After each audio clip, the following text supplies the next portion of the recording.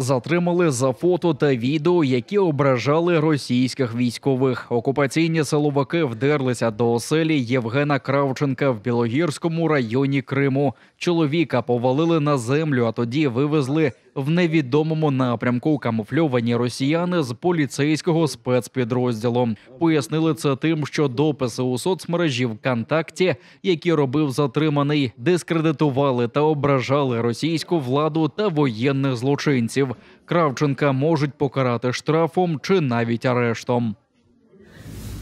Домігся викрадення хлопця, який заявив про незгоду з окупантами, а тепер погрожує його матері. Кримський колаборант Олександр Таліпов розпочав хвилю цькувань лікарки-невролога, завідувачки відділенням у санаторії Бурденка в Саках Людмили Градобик. Стукач ФСБ, який називає себе борцем з українськими шпигунами, вимагає, щоб жінка перед ним звітувала щодо власної позиції та виховання сина, який не приховує проукраїнської позиции.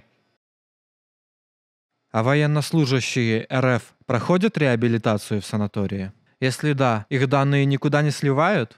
Лечение правильное назначают? На захист Людмили Градобик і проти її цькувань виступили кілька медичних спільнот у соціальних мережах. Але Таліпов, відчуваючи власну безкарність, не припиняє погроз. Я думаю, надо собрать особо отпетых комментаторов и провести с ними профилактическую работу. Олександр Таліпов особливо обурився через сина Людмили Градобик Антона. Його разом з другом Ельдаром минулої п'ятниці викрали з власних домівок російські силовики за доносом Таліпова. До нього звернулася росіянка, яка, добряче заклавши за комір, вирішила з'ясувати стосунки з хлопцями в барі у Саках. Їй не сподобався вигук «Слава Україні», але й відповідь місцевих колонізаторці теж не до вподоби. В России, вы в своей России идите и находитесь, в Крым приехали, убийцы ебаные, сука, ебаные, сука, фашисты. За останні 1,5 роки Олександр Таліпов перетворився з кишенькового стукача ФСБ на ватажка цілої мережі посіпак, які не ризикують самотужки висловлювати претензії українцям і кримцям, а чекають допомоги озброєних бойовиків. У бажанні довести свою відданість окупаційному режиму так званою боротьбою зі шпигунами, Таліпов потрапив у власну пастку, бо вимушений щоденно писати про кримчан, які ставлять на місце колонізаторів і публічно демонструють проукраїнську позицію. А попри всі погрози, викрадення та судилища, залякати їх не вдається.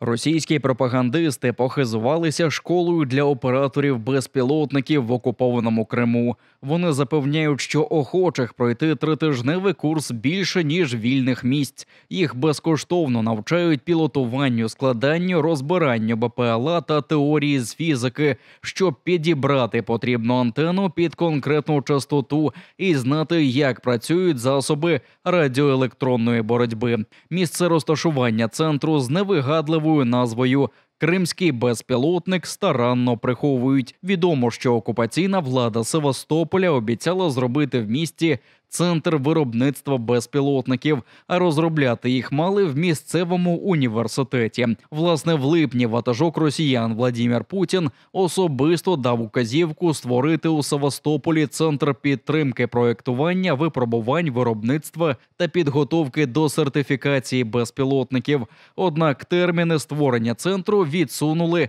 до 2030 року. Українську мову в Криму не вивчають навіть факультативно, як це було в попередні роки окупації. Про це інформує представництво президента України на півострові.